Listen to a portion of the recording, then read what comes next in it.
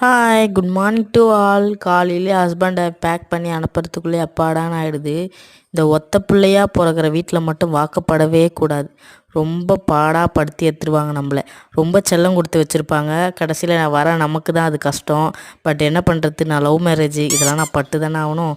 அதுக்கப்புறம் சரி, நான் உங்களுக்கு எல்லா சேவையும் பண்ணி முடிஞ்சதுக்கப்புறம் நான் லாகின் பண்ண ஸ்டார்ட் பண்ணணும். அதுக்கு ஒரு கப்பு காஃபி இருந்தால் தான் என் டயர்னஸ் போகும். ஒரு கப்பு காஃபியோ டீயோ போட்டு நான் லாகின் பண்ண ஸ்டார்ட் பண்ணிட்டேன். நெக்ஸ்ட்டு வந்து பார்த்திங்கன்னா, நான் ஒர்க் பண்ணிகிட்டு இருக்கும்போது இவன் வந்து என் கூட ஏறி படுத்துட்டானா சோஃபாவில். அப்படியே தூங்கிட்டே இருப்பான், எழுந்துக்கவே மாட்டான். நான் லஞ்சுக்கு 1:30க்காக எழுந்துக்கும் போது தான் இவனும் சேர்ந்து எழுந்து வருவான். அது வரைக்கும் இவரும் தூங்குவார் நல்லா என் கூட. நான் ஒர்க் பண்ணுவேன், இவர் தூங்குவார். அப்புறம் ஈவினிங் ஸ்நாக்ஸ் சாப்பிட்டுக்கிட்டே வெளியே வந்தேன். ஆளை காணுமே, இன்னொன்று வர நேரமாச்சுன்னு சொல்லிட்டு. அப்போ தான் வராரு சாரு. தலையை கோதிட்டே வருவார் இவர். என்னை பார்த்தோன்னே ஒரு சிரிப்பு தான். என் வாழ்க்கை நீங்க தந்தது